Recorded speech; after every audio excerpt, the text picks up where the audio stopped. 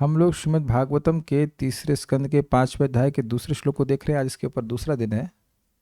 विदुर जी का पहला प्रश्न है मैत्रेय मुनि को, और वह भी जानबूझ करके सीधे भगवान के बारे में प्रश्न नहीं कर रहे हैं, सामान्य लोगों के लिए जो महत्वपूर्ण प्रश्न है वह कर रहे हैं। और वो कहते हैं कि लोग सुख प्राप्ति का प्रयास, सुख ही प्राप्त करना चाहते हैं, दुख से मिश्रित सुख नहीं चाहते हैं, सुख ही प्राप्त करना चाहते हैं। खाटी सुख इसे कहते हैं, unalloyed happiness, only happiness and no misery, ये चाहते हैं ना। लेकिन मिलता है only misery and no happiness. Unalloyed दुख, दुख का सीधा मार्ग। और इसके लिए योजना बना रहे हैं, 5 वर्षीय 10 वर्षीय योजना बन रही है। इतने समय में हम जरूर सुखी हो जाएंगे, बस ये मिल जाए तो वो सुखी हो जाएंगे, इत्यादि इत्यादि। तो आप लोगों पे दया करके कि भाई वो लोग बेचारे असहाय हैं, सुख चाहते हैं, दुख नहीं चाहते, और सुख मिलता है नहीं है और दुख ही मिलता है। तो हे भगवान अर्थात हे समर्थ मैत्रेय मुनि, आप कोई उपाय बताइए कि लोगों को सुख मिल जाए। तो इसमें पीछे मेरे बोलिए। विदुर उवाच विदुर उवाच सुखाय कर्माणि करोति लोको न तैः सुखं वान यद पारवं वा। सुखाय कर्माणि करोति लोको न तैः सुखं वान्यदुपारमं वा। विन्देत भूयस्तत एव दुःखं यदत्र युक्तं भगवान् वदेन्नः। विन्देत भूयस्तत एव दुःखं यदत्र युक्तं भगवान् वदेन्नः। विदुर उवाच विदुर उवाच सुखाय कर्माणि करोति लोको न तैः सुखं वान् यदुपारमं वा। सुखाय कर्माणि करोति लोको न तैः सुखं वान्यदुपारमं वा। विन्देत भूयस्तत एव दुःखं यदत्र युक्तं भगवान् वदेन्नः। विन्देत भूयस्तत एव दुःखं यदत्र युक्तं भगवान् वदेन्नः। सुखाय कर्माणि करोति लोको न तैः सुखं वान् यदुपारमं वा। सुखाय कर्माणि करोति लोको न तैः सुखं वान्यदुपारमं वा। विन्देत भूयस्तत एव दुःखं यदत्र युक्तं भगवान् वदेन्नः। विन्देत भूयस्तत एव दुःखं यदत्र युक्तं भगवान् वदेन्नः। सुखाय कर्माणि करोति लोको, लोग बाग सुख के लिए ही कर्म करते हैं। ना तई सुखम, उनसे उन कार्यों से, सकाम कर्मों से सुख नहीं मिलता है। व अन्यत उपारमम व, और उससे तृप्ति भी नहीं मिलती है और दुख की निवृत्ति नहीं होती है। अपितु विन्देत भूयस तत एव दुखम, और फिर से विन्देत प्राप्त करता है, क्या दुख ही प्राप्त करता है। दुख की निवृत्ति के लिए वह सुख का प्रयास कर रहा है, सुख मिला नहीं और दुख की निवृत्ति तो हुई नहीं और दुख और अधिक मिल गया। यत, इसलिए अत्र इस जगत में युक्तम, जो करने योग्य हो, भगवान अर्थात भगवान के प्रतिनिधि या समर्थ ज्ञानवान, हे मैत्रेय मुनि, वदह न, हमें कहिए। ठीक है, ऐसा प्रयास विदुर जी नहीं कर रहे हैं, लेकिन लोगों के लिए पूछ रहे हैं। अब हम लोग चक्रवर्ती पाद की टीका को देखते हैं। सारार्थ दर्शनी, स्वयं श्री भगवान द्वारा उपदिष्ट उद्धव से रहस्यमय ज्ञान की प्राप्ति पश्चात विदुर जी स्वयं को अयोग्य मानने लगे तथा अत्यंत निराश होते हुए उन्होंने अपने मन में इस प्रकार विचार किया। तस्यानुरक्तस्य मुनेर्मुकुन्दः प्रमोद भावानत कंदरस्य आशृण्वतो मामनुरागहासा समीक्षया विश्रमयन्नुवाच। मैत्रेय मुनि उनमें भगवान में अत्यधिक अनुरक्त थे और वे अपना कंधा नीचे किए हुए प्रसन्न मुद्रा में सुन रहे थे। मुझे विश्राम करने का समय देकर भगवान मुस्कुराते हुए तथा विशेष चितवन से मुझसे इस प्रकार बोले। भागवतम 3, 4, 10 इस श्लोक को आप लोग पढ़ चुके हैं। ये उद्धव जी ने विदुर जी को कहा था कि किस प्रकार जब भगवान को बोल रहे थे तो मैत्रेय मुनि भी बड़े प्रेम से भगवान के पास उपस्थित थे, लेकिन बोल रहे थे वह उद्धव जी को। तो ये बात विदुर जी सोच रहे हैं कि विदुर जी ने जो प्रश्न किया था उद्धव जी से कि आप मुझे भगवान के स्वरूप के रहस्य के बारे में बताइए जिसको भगवान ने आपको बताया था, तो उद्धव जी बोले इसके लिए आप मैत्री मुनि से सुने। लेकिन उनको यह भी याद था कि उन्होंने कहा था कि भगवान ने मुझे कहा। तो अब वो विचार कर रहे हैं कि शायद हो सकता हो कि मैत्री मुनि को ना कहा हो। श्री भगवान ने अपने परम अंतरंग भक्तों में महानतम तथा अत्यंत आत्मीय उद्धव जी को इस गोपनीय ज्ञान का उपदेश दिया, किंतु उत्सुकता से श्रवण कर रहे मैत्री मुनि को नहीं दिया। किंतु ऐसा तो संभव नहीं है। मैत्री मुनि ने उस ज्ञान का श्रवण किया था या नहीं, इसे जानने हेतु प्रथम मैं उन महानुभाव से यह प्रश्न नहीं करूंगा, क्योंकि हो सकता है कि उन्हें नहीं पता हो। अतः मैं उनसे मात्र अपनी जिज्ञासा संबंधी कुछ प्रश्न करूंगा। कुछ समझ में आई? उद्धव जी ने कहा कि मुझे भगवान ने कहा। उन्होंने ये नहीं कहा कि उद्धव जी को मैत्री मुनि को भी कहा। तो भगवान तो सर्वसमर्थ है, वो एक ही समय में दो लोगों को दो बात कह सकते हैं। ये तो जानते हैं आप, कर सकते हैं।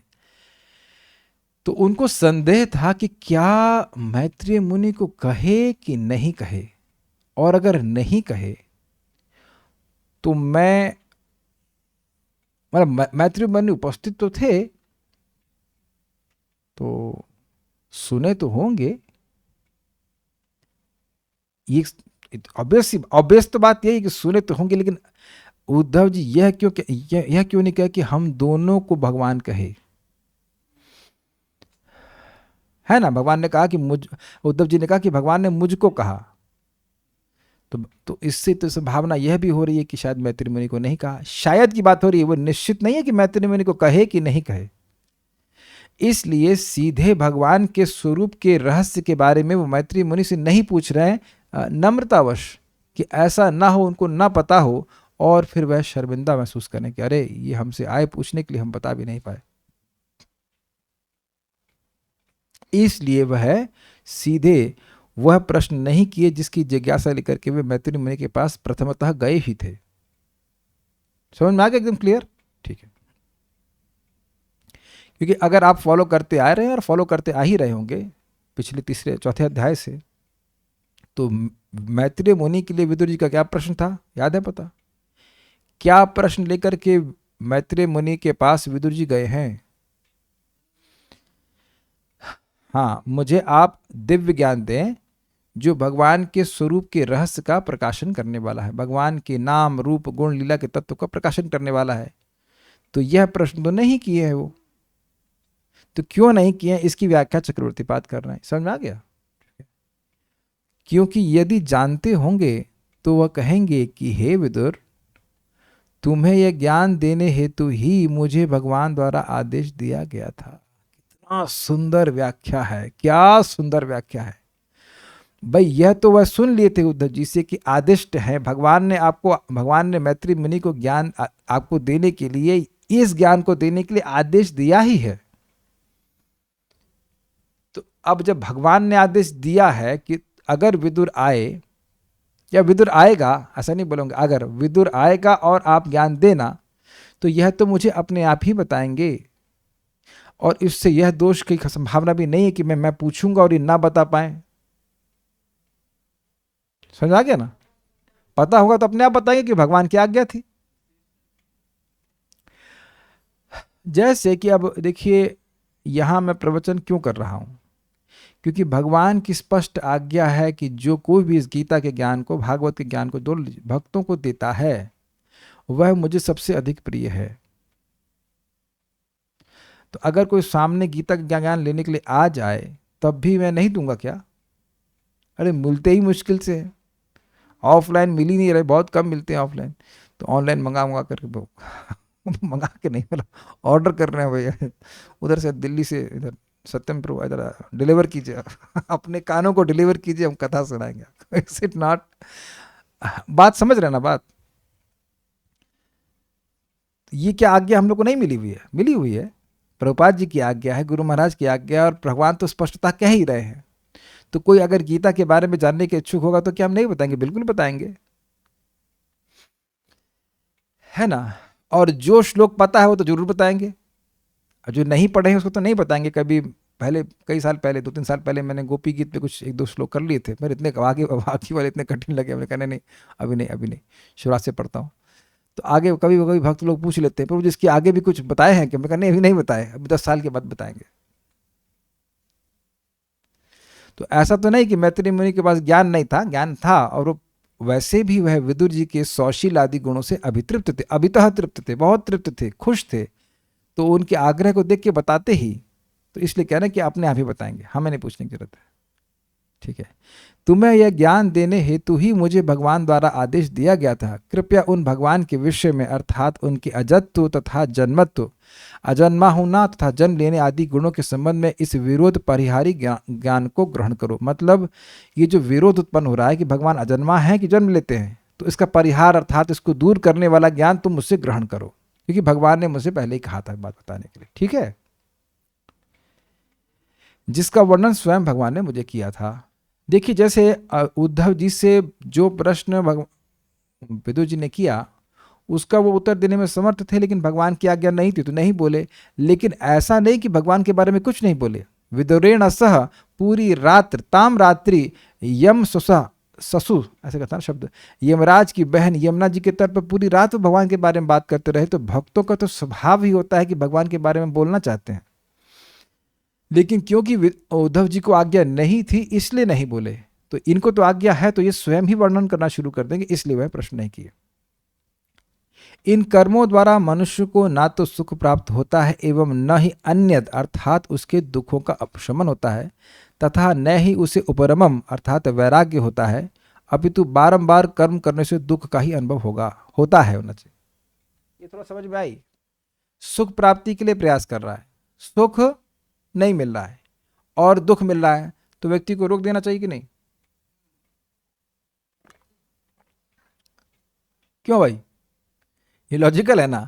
सुख के लिए प्रयास कर रहा है, सुख नहीं मिल रहा है और मिलता है, और ना अन्य, और दुखों का अपशमन भी नहीं हो रहा है, उपशमन भी नहीं हो रहा है, दुख शांति भी नहीं हो रहा है, लेकिन व्यक्ति उपरत भी नहीं हो रहा है। उपरत मतलब तृप्त हो जाए, भाई नहीं करना है बहुत, ना नहीं कर, वह भी नहीं हो रहा। मतलब बार बार वह सुख प्राप्ति का प्रयास करेगा, भौतिक भोगों को प्राप्त करके, और उससे फिर दुख मिलेगा और बेचारा फिर वही करेगा, उसका तो फिर दुख मिलेगा, फिर वही, यही फंस गया है। यस, वितृष्णा नहीं होगी। This is very helpless situation. लोग उसी में पड़े रहेंगे, खुद कभी सुखी हुए नहीं और बच्चों को भी उसी में लगा रहे हैं कि नहीं लगा रहे हैं? बताइए।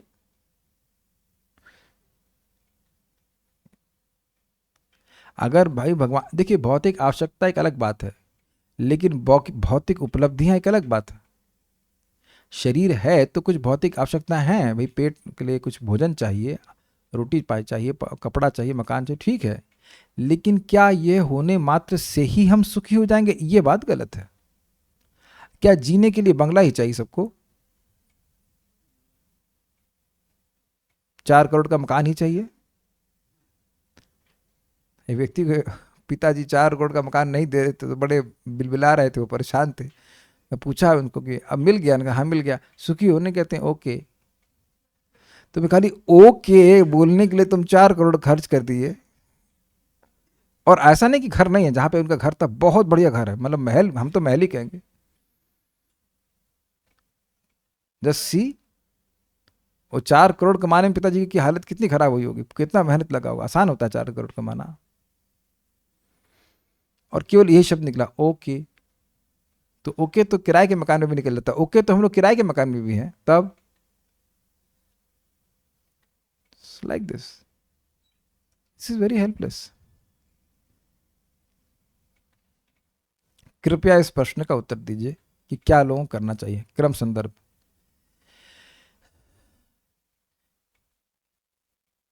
प्रश्न क्या है, समझ में आया? ये तो ऐसा लग रहा है कि खाली स्टेटमेंट बोल दिए हैं प्रश्न नहीं कर रहे हैं। ऐसा लग रहा है ना कि लोग दुख प्राप्ति के, सॉरी, सुख प्राप्ति के लिए प्रयास कर रहे हैं, दुख मिल रहा है और उससे तृप्त भी नहीं हो रहे हैं, तो इसलिए कहिए। लेकिन ध्यान दीजिएगा प्रश्न क्या है, जो युक्त हो वह कहिए, ये प्रश्न था ना। युक्त जो हो, यत युक्तम, जो युक्त हो आप कहिए, क्योंकि लोग दुख में हैं और उनकी दुख की निवृत्ति नहीं हो रही है। आप दयालु हो, भगवान का एक गुण है कि आप दयालु भी है, तो आप कृपया बताइए, उनकी कृपा करने के लिए बताइए, उन पर कृपा करने के लिए बताइए। क्रम संदर्भ। यद्यपि विदुर जी भगवान के विषय में सुनने के इच्छुक थे तथा उन्होंने पूर्व में उद्धव से प्रश्न भी किया था, किंतु भगवान की आज्ञा अनुसार उन्हें उद्धव द्वारा मैत्री मुनि से जिज्ञासा करने का उपदेश दिया गया था। क्या उधर नहीं दिख रहा है? चेंज नहीं कर रहा है। अतः वह मैत्री मुनि से दैन्यता पूर्वक प्रश्न करते हैं एवं वह स्वयं को योग्य नहीं मान रहे थे, क्योंकि उन्हें भगवान कृष्ण के प्रतिनिधि रूप उद्धव द्वारा उस ज्ञान का उपदेश नहीं दिया गया था। तो वह ये सोच रहे थे कि जरूर मैं इस ज्ञान को प्राप्त करने के लिए योग्य नहीं हूँ, इसलिए उद्धव जी बहुत बोले लेकिन ये बात हमको नहीं बोले। अब एक और इंटरेस्टिंग बात है, क्यों नहीं बोले? यह समझते हुए कि यदि उद्धव उन्हें चतुश्लोकी मात्र की ही शिक्षा देते हैं तो बहुत से विषय जिज्ञासा के लिए होंगे एवं कुछ अस्पष्ट विषय भी होंगे। उद्धव जी ने उन्हें उस ज्ञान का उपदेश नहीं दिया क्योंकि वह संवाद के प्रति उदासीन हो गए थे। अतः उन्होंने विदुर को मैत्रेय मुनि से सुनने का उपदेश दिया जो योग्य थे। अतः प्रस्तुत श्लोक में मैत्रेय मुनि को भगवान के रूप में संबोधित किया गया है। थोड़ा समझने का प्रयास कीजिए क्या कह रहे हैं। भाई चतुश्लोकी कोई आसान विषय तो है नहीं। अब चतुश्लोकी के ही द्वारा भगवान ने अपने स्वरूप का ज्ञान दिया था, ब्रह्मा जी को भी दिया था, उद्धव जी को भी दिया था। ब्रह्मा जी को बोले थे ना, यावानहम यथा भावो यद रूप गुण कर्म कह तथैव तत्व विज्ञानम अस्तु ते मदनुग्रहात्। जैसा मैं हूँ, जैसी मेरी सत्ता है, जैसे मेरे नाम गुण रूप और कर्म हैं, उनका यथावत ज्ञान तुमको मेरी कृपा से हो जाए। तो वो कृपा किस रूप में थी? चतुश्लोकी के रूप में। और आप में से कुछ भक्तों को याद होगा कि चतुश्लोकी को समझाने में कितना टाइम लगा था। भूल गए सब? हाँ, शायद 15 दिन लग गए थे। तो अब आप समझिए कि एक एक घंटे की, सवा घंटे की 15 क्लासेस। तो ये कह रहे हैं कि जैसे ही चतुश्लोकी के बारे में पूछेंगे, उद्धव जी ने पूछा था तो उद्धव जी ने वही बात पूछी थी, चतुश्लोकी का ज्ञान पूछा था जो भगवान ने ब्रह्मा को बताया था। कस्मय शब्द आया था वहां पे, ज्ञानम परम स्वात्म रह प्रकाशम प्रोवाच कस्मय भगवान करके श्लोक था। तो आपने जैसे पहले ब्रह्मा जी को बताया भगवान समग्रम, तो आपने समग्रता में जो ज्ञान बताया वही मुझे बताइए। तो उद्धव जी को भगवान फिर वही ज्ञान दिए। क्लियर? अब वही ज्ञान जब वह विदुर जी को देंगे उद्धव, तो उसमें बहुत सारे प्रश्न बन जाते। रहस्यम का क्या मतलब है, अंगम का क्या मतलब है, ज्ञान का मतलब क्या है, विज्ञान का मतलब क्या है। देखिए, जब आध्यात्मिक ज्ञान दिया जाता है तो डिग्री के लिए नहीं दिया जाता है कि भैया पार करना है, आज एक दिन में 4 श्लोक पढ़ाने हैं। यह कोई तरीका नहीं होता है ज्ञान देने का। समझ रहे हैं ना बात? व्यक्ति को समझ में आना चाहिए, बात क्लियर होनी चाहिए। It is not to cover the course but to uncover it. तो अब अगर वह प्रश्न करते या उनको बताते तो उद्धव जी को बहुत व्याख्या करनी पड़ती, और उद्धव जी बोलना ही नहीं चाहते थे। तो यह समझ रहे थे विदुर जी, और वो कहते हैं कि इसलिए उन्होंने मैत्रेय मुनि के पास भेजा, क्योंकि योग्य थे, क्योंकि भगवान मतलब भगवान की शक्ति से युक्त हैं। तो वह भगवान ने जो उनको बताया वह बात याद रख के बोल पाएंगे। ये आसान बात नहीं है, ये बात आसान नहीं है। पहले तो बात को धारण करना कि बोला क्या गया है, फिर उसको स्मरण करना। जैसे आज मैं परम पूज्य भक्ति विज्ञान महाराज का प्रवचन सुन रहा था, नेचर ऑफ कॉन्शियसनेस, तो समझ में तो आ गया, लेकिन जब आज इंग्लिश में बताने गया तो तीसरा पॉइंट भूल गया। अगर आपका चित्त पवित्र है तो उसके 3 लक्षण है। स्वच्छत्वम, वह ट्रांसपेरेंट स्वच्छ होगा, आप भगवान के प्रतिबिंब को देख पाएंगे चित्त में। दूसरा है अविकारित्वम, बाह्य की घटनाओं से आपका चित्त प्रभावित नहीं होगा। तीसरे वाले का नाम भूल गया, लेकिन अर्थ यह है, तीसरा फिर भूल गया रुकिए याद करने का प्रयास करता हूँ। तीसरा क्या था? फिर भूल गया। देखिए, तो अब हम भगवान नहीं है, हमको किताब लेके पढ़ाना पड़ता है। और बड़ा अच्छा पॉइंट, अभी याद था कि आज बताऊंगा, फिर भूल गया। तो अब बताइए, मैत्रेय मुनि बताने चले हैं, और अरे यार वो 4 श्लोक थे, उसमें एक क्या था, अब खत्म कहानी। हाँ, इंग्लिश में बोला था, तीसरा गुण था फ्रीडम फ्रॉम डिस्ट्रैक्शन। उसको संस्कृत क्या थी मैं भूल गया, लेकिन 3 गुण बताए थे। शुद्ध चित्त है तो भगवान का दर्शन होने लगता है, व्यक्ति को विकार नहीं आते हैं, कभी रजोगुण, कभी तमोगुण, कभी काम क्रोध, ये सब नहीं आता है, बाह्य चीज़ों से प्रभावित नहीं होता है। और तीसरा है कि व्यक्ति विक्षेप का अभाव होता है, इज नॉट डिस्ट्रैक्टेड। ऐसे ही बता रहे थे, सिमिलर जैसा लग रहा है कि थोड़ा सा अंतर है। तो खैर जो भी है, अब फिर से पढ़ेंगे, फिर से देखेंगे उसको। लेकिन हम खाली बात कर रहे थे कि मैत्रेय मुनि के पास तो रिकॉर्डिंग भी अवेलेबल नहीं थे। अरे भगवान क्या कहें, जरा देखिए रिकॉर्ड करके, मेरा फ़ोन कहाँ है, मेरा कैमरा कहाँ है ना, यूट्यूब पे देखें, कुछ भी अवेलेबल नहीं है। एक बार सुने और उनको याद हो गया, ठीक है। तो इसलिए इनको भगवान संबोधित करने की ये समर्थ है। भगवान मतलब ऐश्वर्य से युक्त है, ज्ञान के ऐश्वर्य से, वैराग्य के ऐश्वर्य से युक्त है। ब्यूटी के बारे में नहीं बोल रहे हैं, मैत्रेय मुनि बहुत सुंदर लगते हो तो ऐसा नहीं बताया गया, लेकिन भगवान के प्रेमी है, ये भी है। तो इसलिए भगवान कह रहे हैं कि करने में समर्थ है, ये ज्ञान देने में समर्थ है, वैसे ही जैसे भगवान ने उद्धव जी को दिया। हाँ, कुछ कह रहे थे आप, कुछ बोल रहे थे, माइक पे पूछे, कुछ पूछना चाहते हैं, ठीक। इसलिए विदुर 3 श्लोकों में अपने लिए ज्ञान की योग्यता प्राप्त करने की साधना का निवेदन करते हैं, एवं इस प्रकरण में वह स्वयं की तथा समस्त लोक की समान स्थिति को इंगित करते हैं। अब ये क्या मतलब, देखिए, अगर कोई व्यक्ति अब भोग और संग्रह में ही पड़ा है तो वो कथा में कब आएगा। जो अब इस भौतिक सुख को प्राप्त करने में ही भाग रहा है, उसके पास आसीनम व्यग्रता से रहित होकर के भागवत सुनने का मौका कहाँ मिलेगा। जिसकी बुद्धि इतनी जड़ हो गई है कि दुख मिल रहा है और फिर भी उसी में लगा पड़ा है, तो उसके पास भागवतम का आस्वादन करने का समय ही कहाँ है। क्या हम गलत बोल रहे हैं, ऐसे देखा जाता है। आप लोगों को बुलाइए भागवत क्लास के लिए, अरे हमारे पास टाइम नहीं है अभी।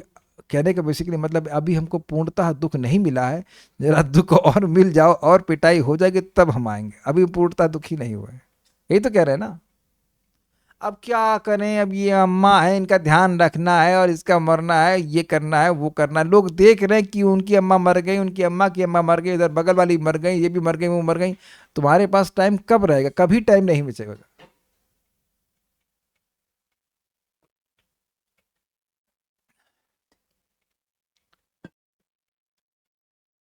ये सब स्थिति है।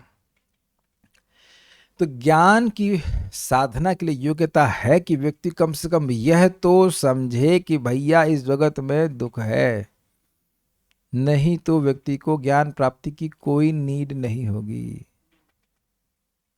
अभी मैंने आपको एक बात बताई कि जब चित्त शुद्ध होता है तो उसमें भगवान की स्फूर्ति होती है, एक दूसरा बाह्य परिस्थितियों से प्रभावित नहीं होता, हानि लाभ इत्यादि जो कुछ भी है, और विक्षेप नहीं होता, भगवान में फोकस रहता है। तो अब आप बताइए, इन 3 चीज़ों को सुनकर क्या जरा सा भी इच्छा नहीं आ रही कि हमारा चित्त शुद्ध होना चाहिए? क्या ये फायदे आप नहीं प्राप्त करना चाहते हो? अब आप सिंपल सी बात समझो, सबसे ज़्यादा हमारे चित्त को पवित्र करती है भगवान की कथा और भगवान का नाम। तो अब आप बताइए कि अगर वाकई अपने चित्त को शुद्ध करना चाहते हैं तो क्या कथा और नाम को महत्व नहीं देंगे? देंगे। लेकिन अगर नहीं करना चाहते हैं, there is no need felt, तो फिर कुछ नहीं करेंगे। ज्ञान होने मात्र से ज्ञान नहीं हो जाता है। ज्ञान, भगवान का ज्ञान उपस्थित है जगत में और हमेशा भगवान व्यवस्था करते हैं कि रहे, लेकिन योग्यता नहीं होगी, पात्रता नहीं होगी, तो कंटेनर बहुत बड़ा है और पात्र बहुत छोटा है, उसमें कैसे आएगा बताइए, है ना। तो आप कहेंगे तो क्या हम पूरी तरह शुद्ध होकर के भक्ति में आए? नहीं, ऐसा नहीं है। व्यक्ति कम से कम कुछ तो उसको कथा में श्रद्धा हो, कुछ तो कथा में रुचि हो, कुछ तो सुनने की इच्छा हो। बाकी वैराग्य तो वह कथा अपने आप ही जागृत कर देती है। इतना अगर विरक्त है कि वो कथा से भी विरक्त है तो कथा में नहीं आएगा। और इतना भोगों में पड़ा हुआ है कि कथा के लिए टाइम नहीं, तब भी कथा में नहीं आएगा। दोनों ही बातें ना। तो ज्ञान प्राप्ति के लिए आवश्यक है कि व्यक्ति समझ जाए कि जगत में सुख नहीं है, तभी वह वाकई गुरु के पास जाएगा। नहीं तो बस गुरु की फोटो उसके पास आएगी और उसके टेबल पर रहेगी, लेकिन उसका चित्त गुरु के मार्गदर्शन के अनुसार नहीं होगा। क्या आप ऐसा होता हुआ नहीं देखते? और बिजनेस, गुरु महाराज की कृपा से बिजनेस बहुत बढ़िया चल रहा है, तो गुरु महाराज यही कृपा कर रहे हैं, तुम्हारा बिजनेस अच्छा चल रहा, चलो ठीक है। तो बिजनेस अच्छा चलने से तुम्हारा सुख प्राप्ति हो गई। जितने लोगों को सुख, जितने लोगों का बिजनेस बढ़िया चल रहा है उनकी सुख प्राप्ति हो जाती है। कब तक नहीं, कब तक वाली बात गलत बोल दी आप। सुख मिल रहा है क्या बिजनेस सही चलने से? लोग ऐसा बोलते हैं गुरु महाराज की कृपा है, गुरु महाराज की कृपा, गुरु महाराज क्या कृपा? तो यानी कि गुरु जी के पास गए ही गलत कारण से थे। यस। एक भक्त पूछ रहे हैं कि कथा से विरक्ति भी विरक्ति की एक स्थिति हो सकती है? नहीं, ये रॉन्ग विरक्ति है। वो भगवान की कथा से विरक्त है, इसका मतलब ये नहीं कि वो बोल ही नहीं रहा है, वो कुछ और बात बोल रहा है, ये बात कही जाती है। ठीक है। प्रथम वह समान रूप से लोक की दुर्भाग्यपूर्ण स्थिति का वर्णन करते हैं, और दूसरे वह दिखाते हैं कि लोग आश्रय रहित हैं, तथा तीसरे श्लोक में वह अपनी अभिष्ट प्रार्थना करते हैं। इस श्लोक में दिखा रहे हैं कि लोग दुर्भाग्यपूर्ण हैं। इस श्लोक के 3 भागों की वर्णन नहीं हो रहा है, ध्यान दीजिएगा। 3 श्लोकों का वर्णन हो रहा है कि सेकंड श्लोक में बता रहे हैं कि लोग दुर्भाग्यपूर्ण हैं। क्यों दुर्भाग्य? सुख चाहते हैं, ये दुर्भाग्य नहीं है, लेकिन सुख प्राप्ति का प्रयास ऐसे कर रहे हैं जिससे दुख मिले, ये उनका दुर्भाग्य है। समझ रहे हैं बात? और दूसरे में दिखाएंगे कि भाई कोई आश्रय भी नहीं मिल रहा, इसलिए बताइए, और उसके बाद क्या वो चाहते हैं वह तीसरे श्लोक में बताएंगे। प्रभुपाद का तात्पर्य, विदुर ने मैत्रेय से कुछ सामान्य प्रश्न पूछे, किंतु उनका मूल अभिप्राय यह नहीं था। उद्धव ने विदुर से मैत्रेय मुनि के पास जाकर भगवान के नाम, यश, गुण, रूप, लीलाओं, पार्षद इत्यादि के सारे सत्यों के विषय में जिज्ञासा करने के लिए कहा था। अतएव जब विदुर मैत्रेय के पास पहुंचे तो उन्हें केवल भगवान के विषय में पूछना चाहिए था, किंतु स्वाभाविक विनयशीलतावश उन्होंने एकदम भगवान के विषय में नहीं पूछा। प्रत्युत का मतलब अपितु ऐसे विषय पर प्रश्न पूछा जो जन सामान्य के लिए अत्यधिक महत्व का हो सकता था। कोई सामान्य मनुष्य भगवान को नहीं समझ सकता, क्योंकि सामान्य मनुष्य सामान्यतः इन्हीं प्रयासों में लगा रहता है, माया में फंसा रहता है। सर्वप्रथम उसे माया के वशीभूत अपने जीवन की असली स्थिति जाननी चाहिए। मोह में आकर मनुष्य सोचता है कि वह मात्र सकाम कर्मों के द्वारा सुखी हो सकता है, किंतु होता यह है कि मनुष्य कर्म तथा कर्म फल के जंजाल में और अधिक उलझता जाता है और जीवन की समस्या का कोई समाधान नहीं खोज पाता।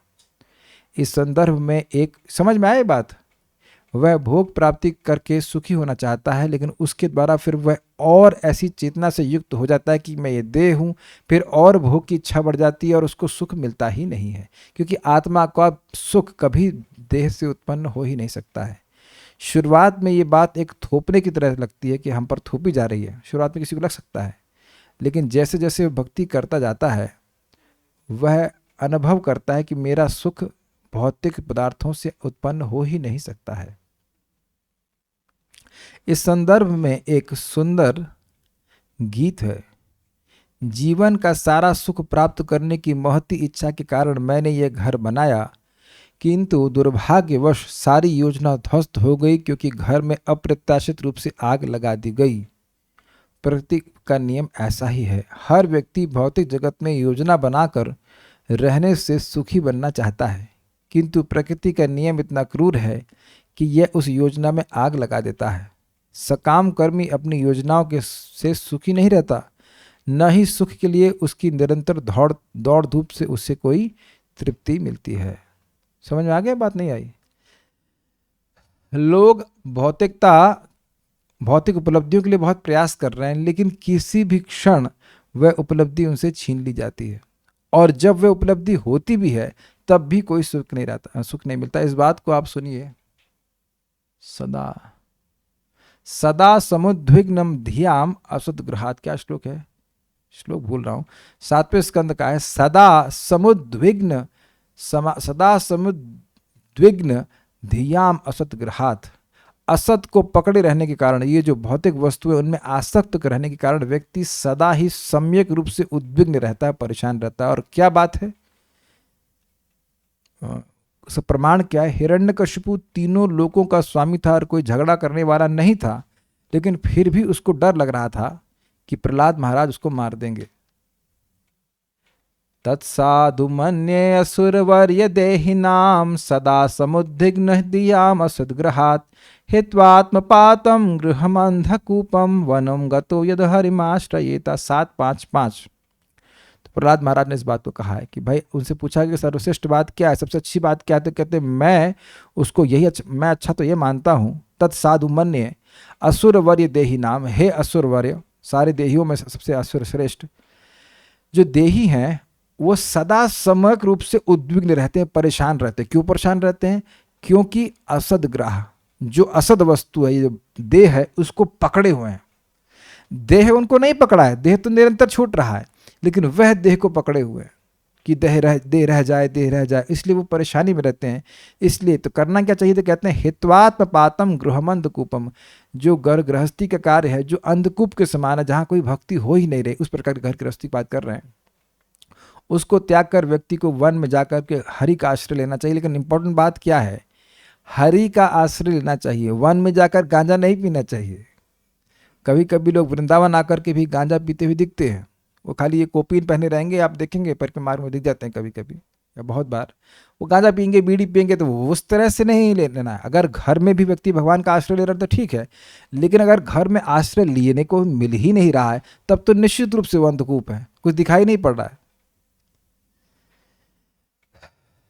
तो ये सारे प्रयासों के बाद व्यक्ति को कोई तृप्ति नहीं मिलती। और आप देखेंगे कि जो भौतिकतावादी लोग हैं, जिनके पीछे हम लोग बहुत समर्पण कर भी रहे हैं, वह कुछ गिनती भी नहीं आपके प्रयासों को। और अगर नहीं समझ में आ रहा है तो समझ में आ जाएगा। भाई, एक व्यक्ति सुनकर समझ लेता है, एक व्यक्ति अनुभव करके समझ लेता है। जितने भी और लोग हैं, आप देख लेना, सा ये नियम ही है।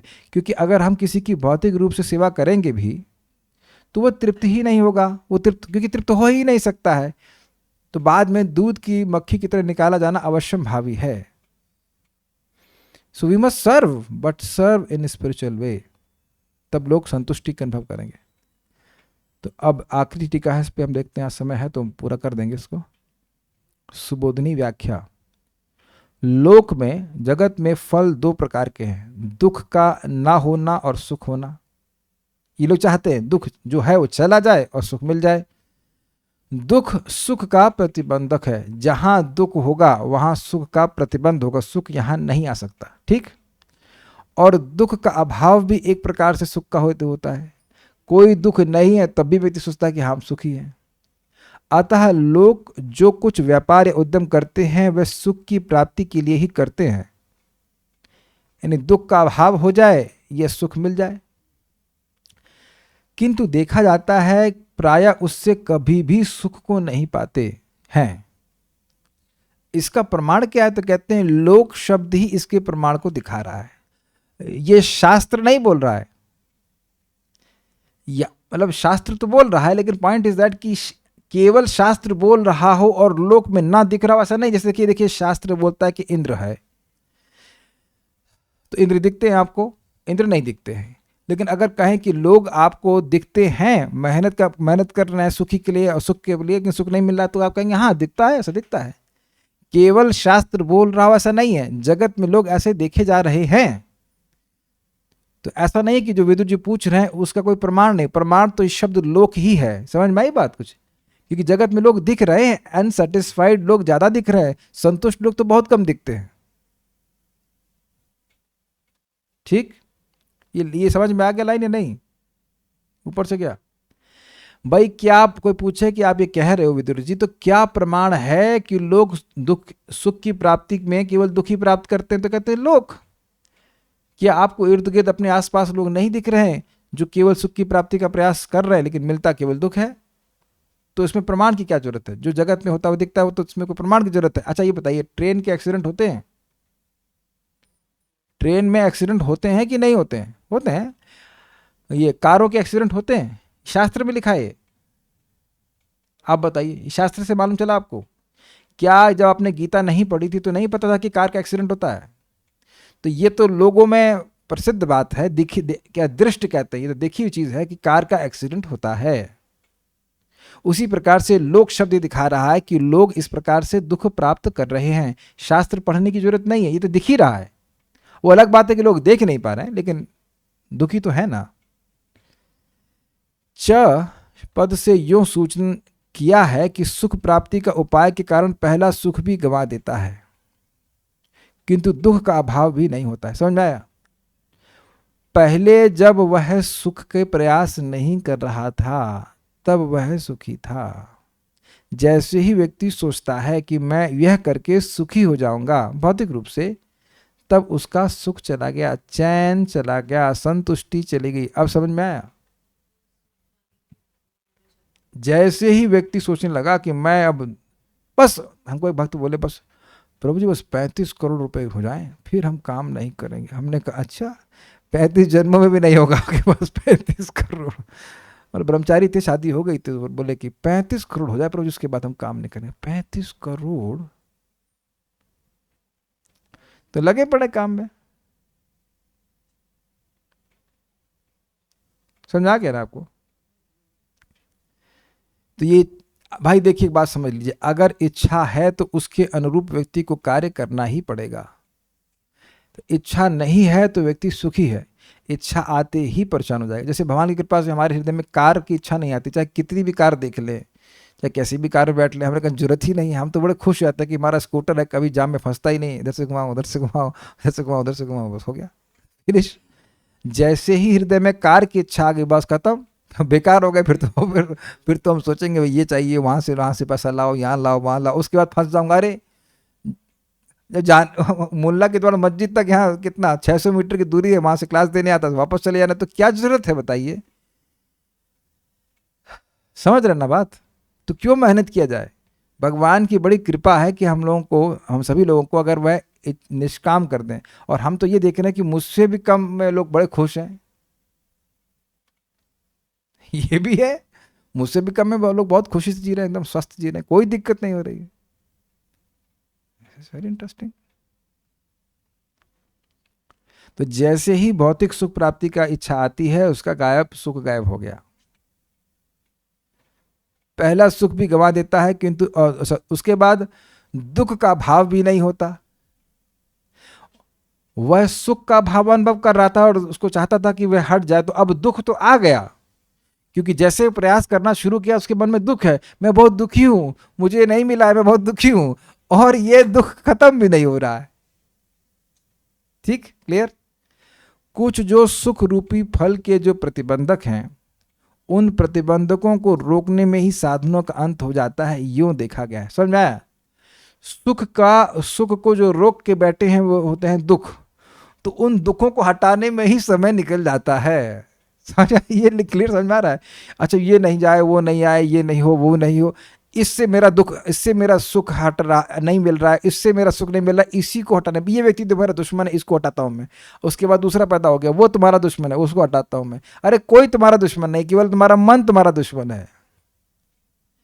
क्या आपने कभी अपने जीवन में देखा है कि ये व्यक्ति हमारे जीवन से चला जाए तो अब हम सुखी हो जाएंगे? क्या ये मन में कभी आया है जीवन में? वो सब लोग यहाँ पे हमारे परमहंस हैं, राग द्वेष से रहित हैं, तो समझ में नहीं आ रहा एग्जाम्पल, है ना? लेकिन अब वो व्यक्ति नहीं है और उसकी जगह कोई और व्यक्ति है। Do you agree with this? ऐसा हुआ है? कभी नहीं हुआ ऐसा? आप बड़े परेशान थे, कोई व्यक्ति आपको बहुत परेशान कर रहा था और आपका ये हमारा बहुत बड़ा दुश्मन है, ये चला जाएगा तो हमारे जीवन में कोई दुख नहीं आएगा। उनको याद है कि हमारे एक गुरु भाई थे, ये होटल में गए थे वैद्य के पास, तो वो थोड़ा सा मतलब सब बोलते हैं कि आप हमारा ट्रीटमेंट लेंगे तो आप पूरा ठीक हो जाएंगे। तो जब उनका ट्रीटमेंट ठीक हुआ, पूरा हुआ, तो पेट तो ठीक हो गया लेकिन दांत में दर्द शुरू हो गया। देखा है ना, शरीर में एक अंग ठीक करेंगे तो दूसरा चालू हो जाएगा। तो दुख तो आएगा ही। ठीक है, ये लाइन समझ में आ गई होगी कि जो दुख है, जो सुख के प्रतिबंध है, उनको दूर करने में इस समय खत्म हो जाता है।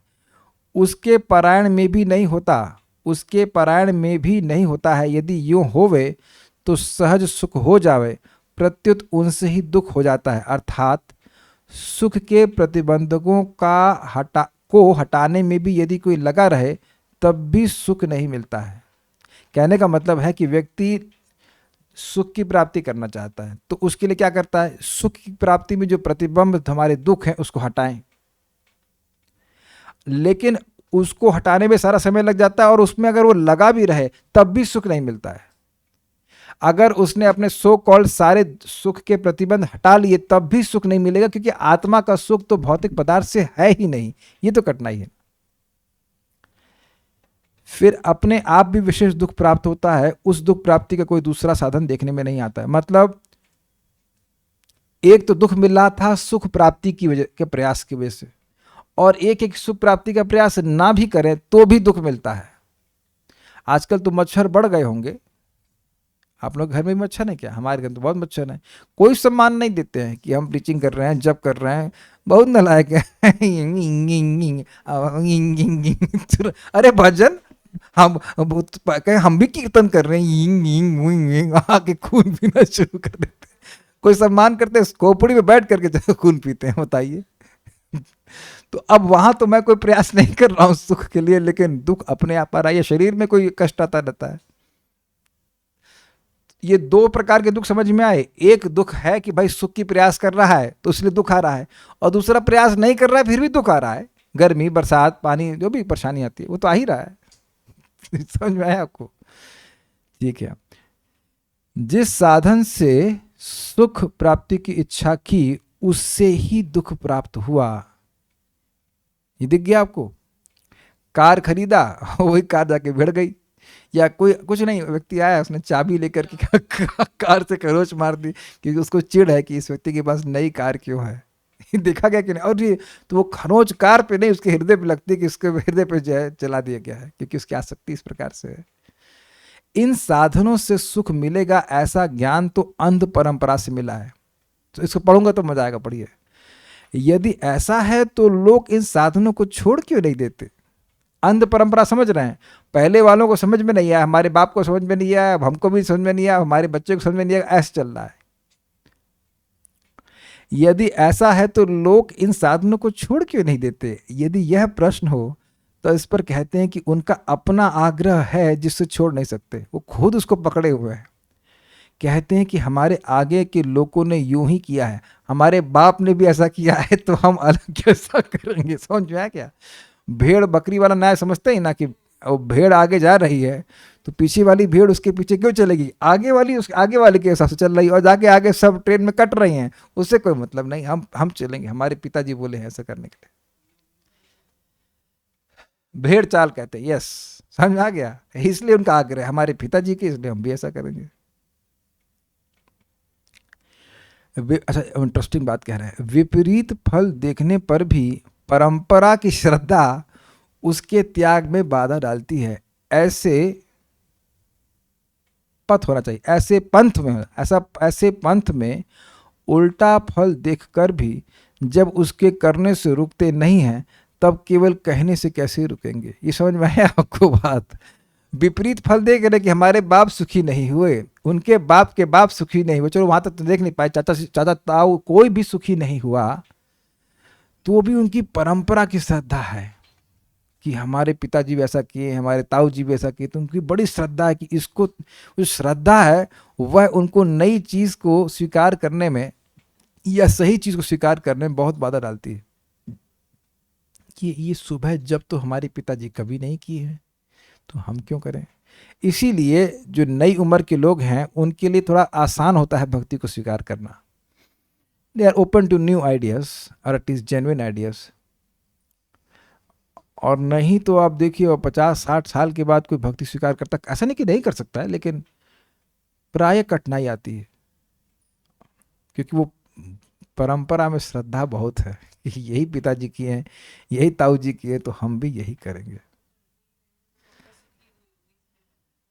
देखिए, ये वह नहीं देख रहे हैं, आपने कहा कि वह सोच रहे हैं कि वो ऐसा करके सुखी हो गए हैं, लेकिन एक्चुअली ऐसा वो नहीं देख रहे कि वो सुखी हो गए। तो वह यह नहीं देख पा रहे हैं कि वो देख नहीं रहे कि वो सुखी है, लेकिन आप पिताजी ने यही किया तो हम भी यही करेंगे, ये बात है। हम लोग देखें यहाँ पे एक हार्डवेयर की शॉप है, तो बुढ़ा बाबा जो है, जिन्होंने मतलब मोस्ट प्रॉब्ली उस दुकान को खोला होगा शुरुआत में, तो वह है अब एकदम उनके हाथ पांव हिल रहे हैं, फिर भी वो दुकान पे बैठे हुए काम चल रहे हैं। उनसे बोलो कि अब तो जब करो तो वह नहीं हो पाएगा, तो उसको देखा देखी उनके पिता, उनका बेटा और बेटे का बेटा भी वैसा ही करेगा। तो कह रहे हैं कि जब व्यक्ति देख करके नहीं समझ रहा है कि भाई दुख मिल रहा है, तो वह केवल सुनने से कैसे आ जाएगा, सुनने से समझ नहीं आएगा। इस कारण से वैराग्य के लिए प्रश्न किया है, अथवा जिस उपाय से अव्यभिचारादि सुख प्राप्त हुए वह उपाय कहना चाहिए। थोड़ा सा स्पेलिंग मिस्टेक है यहाँ पे। ये सारा श्लोक सुनकर कुछ तो वैराग्य मन में आ रहा है ना, कि हम भौतिक भोगों के पीछे नहीं भागेंगे, ये प्रभाव देख रहे हैं ना चित्त पे। और एक मन में यह भी भावना आ रही कि भाई ऐसा क्या प्रयास है जिससे खाटी यानी कि प्योर सुख मिल जाए, तो इस उपाय को वह पूछ रहे हैं। हम लोग के लिए बहुत महत्वपूर्ण है, यद्यपि विद्वत जी तो जानते हैं इस बात को। वह आपका बताया हुआ प्रमाण लोक से निराला होगा, क्योंकि आप बताने वाले भगवान हैं। ये समझ में है आपको? आप अलग से लोग, सामान्य लोगों को आप भगवान नहीं कहते, उनके पास भगवान का कोई ऐश्वर्य नहीं होता, तो इसलिए भगवान कह रहे हैं, अर्थात आप लोगों से निराले हैं, आप दिव्य स्थिति में, आप लोगों के हित के लिए बोल सकते हैं। इन लोगों के लिए भगवान जो कहे वही प्रमाण है। मैं कहूँगा, कहने का मतलब है कि मैं कहूँगा कि भगवान की भक्ति करो तो नहीं मानेंगे, लेकिन मैं कहूँगा कि देखो मैत्रेय मुनि कहे हैं वो भगवान की कृपा पात्र है, इसलिए उनको भगवान कहा जा रहा है, तो इसलिए वो स्वीकार करेंगे। इसलिए भगवान कह रहे हैं, अतः हम अपने लिए पूछते हैं, इसलिए यूँ पूछना प्रसंगांतर नहीं है। मतलब केवल हम अपने लिए पूछ रहे हैं ऐसा नहीं है, सभी के लिए पूछ रहे हैं। वदेत, यह क्रिया प्रार्थनार्थ में कही गई, मतलब प्रार्थना के अर्थ में कही कि आप हमसे बोलिए, मतलब बोलिए का मतलब आज्ञा नहीं दे रहे हैं, रिक्वेस्ट कर रहे हैं कि आप बोलिए। तो उम्मीद है कि ये पहला प्रश्न आपको समझ में आया होगा। उत्तर तो बड़ा स्पष्ट है, भगवान के श्रवण कीर्तन के द्वारा, भागवतम के, भगवद्गीता के श्रवण कीर्तन के द्वारा व्यक्ति भगवान को प्रसन्न करता है और फिर वह प्रसन्न हो जाएगा। क्या पूछ रहे हैं? अक्सर ये सुनने को मिलता है कि मरने के बाद क्या होगा किसने देखा है। अब हम पिछले जन्म में क्या थे, क्या दुख हमने भोगा, वो भी तो याद नहीं था, नहीं तो क्या ही करना अगले जन्म के बारे में सोचने के लिए। जी ठीक है, अगले जन्म के बारे में ना सोचिए, लेकिन इस जन्म में भी तो देखिए कि इस जन्म में भी तो सुखी नहीं रह रहे। और देखा तो हमने अपना जन्म भी नहीं, तो क्या जन्म भी नहीं हुआ? हम सभी लोग एक समय मां के गर्भ में थे कि नहीं थे? इतने विश्वास से कैसे बोल रहे हैं? याद है किसी को? तब नहीं थे ना, इसका मतलब नहीं हो सकता है कि आपका जन्म पेड़ से हुआ हो तब, या ऊपर से कोई पैराशूट से फेंक दिया हो, संभावना है ना। तो जो लोग इस तरह की बात कहते हैं उनसे ये पूछो कि तुम चलो पिछले जन्म को नहीं देख रहे हो, इस जन्म को तो देख रहे हो ना, कि इस जन्म में तुम्हारा एक देह था जो अब नहीं है। दिखाई पड़ता है ना, फोटो में दिखाते हैं ना, बचपन वाला देह कहाँ चला गया? कोई गैस करे कि मैं 2 साल की उम्र में कैसा लगता था? Any guesses? Can you make a picture of mind in 2 years of age? नहीं, कुछ भी नहीं, एकदम गोलू मोलू सब प्यारा सा लगता है। हमने पुराना बोला इतना प्यारा बच्चा, तो ये वो बच्चा कहाँ गया, वो देह कहाँ चला गया बताइए? याद है ना वो बच्चा, आप सब लोग याद होगा, बच्चा वो बैग टांग कर जाते थे ऐसे करके, बोतल लेकर के, गले में आगे बोतल, और वो कहाँ गया देह? तो क्या वो आंखों से नहीं दिख रहा है? और दूसरा बात, जिस तरह का जीवन हम जी रहे हैं, मतलब भौतिकतावादी लोग, क्या वह उससे सुखी है? तो प्रत्यक्ष देखा जा रहा है कि भक्ति करके हमारा अभी का जीवन भी बहुत सुखी हो गया है, तो स्वीकार तो कीजिए। आप अगले जन्म की बात भूल जाइए, इस जन्म में भी आप देख रहे हैं बहुत सारे जन्म आपने चेंज किए हैं, शरीर चेंज किए हैं, और इस जन्म में भी देख रहे हैं कि भक्ति करके सुखी हो रहा है। दिक्कत क्या है? तो देखिए, ऐसे लोग शायद ही आपकी बात को स्वीकार करेंगे। मैंने अपने प्रीचिंग के छोटे से अनुभव में देखा है कि जो इस प्रकार के प्रश्न करते हैं वो स्वीकार नहीं करते हैं, और जो अच्छे प्रश्न करते हैं वही स्वीकार करते हैं। मैंने ये सब प्रश्न कभी नहीं किए। मुझे पहली बार में स्ट्राइक किया कि भाई हम देह नहीं हम आत्मा है। Very nice, it's nice thought. और लोग ऐसे कभी कभी लोग खाली ऐसे पूछ लेते हैं, कहते हैं हम केवल जिज्ञासा के लिए पूछ रहे हैं। तो हम कहते हैं हम केवल इसीलिए ऐसे ही उत्तर नहीं देंगे, लेकिन एक टाइम पास करने के लिए प्रश्न मत कीजिए मेरे से। क्या विदुर जी ने भगवान की लीला वाला वही क्वेश्चन इनडायरेक्ट वे में पूछ लिया है? Is it correct understand? नहीं, अभी उन्होंने प्रश्न भगवान की लीला के बारे में नहीं पूछा है। सामान्य प्रश्न करना। विश्वनाथ चक्रवर्ती ठाकुर की भगवद गीता कमेंट्री में मेंशन है कि सिर्फ एक पर्सन को इस संसार का सारा सुख दे दिया जाए तो भी वो कभी सेटिस्फाइड नहीं होगा ना। अब आपने पढ़ा होगा, सही बोल रहे हैं, सही बात है। क्योंकि मछली को आप पानी के अलावा सब कुछ दे दीजिए फिर भी वो सुखी नहीं होगी, और मछली पानी में रहेगी तो और कुछ मत दीजिए, वो सुखी रह जाएगी। Is happiness completely non existence in this world और is it mixed with misery? क्या इस जगत में सुख है ही नहीं, है वो दुखों से मिश्रित है? बात दूसरी सही है, वह दुखों से मिश्रित है। और दूसरा बात, जो सुख है भी वह सुख हमको टच नहीं करता है क्योंकि वह आध्यात्मिक नहीं है। वो जो सुख है वो क्या है? इंद्रिय जनित। बेसिकली क्या होता है? इंद्रियां अपने विषयों से संपर्क करती हैं, तो मन की अनुकूल वृत्ति होती है कि अच्छा लग रहा है। जैसे मैं प्यास लग रही तो पानी पीऊंगा, अब पूरा पानी भर लिया पेट में, अरे भैया मिला पिला पिला के मारोगे क्या? तो वही पानी अब दुख का कारण बन जाता है। तो मन की अनुकूल और प्रतिकूल वृत्ति को आप सुख और दुख मानते हैं, हम सब लोग मानते हैं, लेकिन वह सुख है नहीं। सुख है जैसे आप जप करते हैं तो स्वाभाविक रूप से कभी कभी जप में सुख मिलता है, या कथा में आपको संतुष्टि का अनुभव होता है। इसके लिए कोई पैसे तो आप नहीं प्राप्त कर रहे हैं, तो बोलने में और सुनने में एक सुख मिल रहा है। तो वो इसमें कोई दुख है क्या? बताइए, जो कथा आपने सुनी इसमें दुख क्या है? कुछ मैं दुख सान के दे रहा हूं क्या? यहाँ पे आप भगवान के बारे में सुनते हैं तो क्या कुछ दुख सना रहता है जो उसमें आप बोलते हैं? नहीं। प्रैक्टिकल देख लीजिए कि जो कथा सुनते हैं उसमें अमिश्रित सुख ही है। हाँ, जब तक अनर्थ निवृत्ति नहीं होती तो प्रकट दिखता नहीं, लेकिन है सुख। नहीं तो हम ऐसा कर नहीं सकते थे, रोज कैसे आते कथा सुनने के लिए। और निष्ठा के बाद आपको प्रकट सुख दिखाई पड़ेगा। जिन भक्त ने प्रश्न किया है, मुझे प्रश्न किए थे इससे पहले, प्रभु जी गीता सुन सकता हूँ या भागवत सुन सकता हूँ? एक क्लास हमने कहा ठीक, गीता सुनिए। तो अब भागवत में भी आ रहे हैं, तो क्यों आ रहे हैं? गलत तो नहीं कह रहे हैं प्रभु जी? आप अपने आप ही भागवत में आ रहे हैं, अपने आप पहले बोले 4 माला करूंगा बस, 12 माला कर रहे हैं, अपने आप ही कर रहे हैं। तो अच्छा नहीं लग रहा होता था कि कंपटीशन करने के लिए कर रहे हैं कि बाकी लोग 16 कर रहे हैं तो हम 12 करेंगे। अब विचार कीजिए, हमारे सर ने बहुत अच्छा बात बोला था कि भाई लीला पुरुषोत्तम प्रभु ने कि ना तुमको डिग्री मिलेगी ना नौकरी मिलेगी, तब भी तुम गीता सुनने आते हो, उसका मतलब तुमको अच्छा लग रहा तब ना आते हो। अब विचार कीजिए कि इससे सुख मिल रहा है डायरेक्ट। आज के 5 साल बाद सुख नहीं मिलेगा आपको कथा में, आज ही मिल रहा है, आज ही मिल रहा है। कोई बहुत आगे जाकर के सुख मिलेगा ऐसा नहीं बोलेंगे, आगे जाके सुख बढ़ जरूर जाएगा, लेकिन मिल आज से ही रहा है। Is it okay? तो जब हमको सुख यहाँ फ्री में और तुरंत मिल ही रहा है तो हम इसी में क्यों नहीं एफर्ट डालें? ये विचारनी बात है ना। मनुष्य जीवन ऐसे बहुत छोटा सा है और उसमें हमको सुख मिल रहा कथा में, कीर्तन में, जप में, तो इसी में अपने सुख में, जब सुख मिल रहा है तो इसी में लगाना चाहिए और बाकी अपना देह चलाने के लिए कुछ कुछ कर लेना चाहिए। यह है बुद्धिमान व्यक्ति का लक्षण। और बाकी नहीं तो श्रम एव ही केवलम, परिश्रम करेंगे मिलेगा कुछ नहीं। Okay, so will stop now. Shrimad Bhagavatam की जय, श्रील प्रभुपाद की जय, निताय गौर प्रेमानंदे।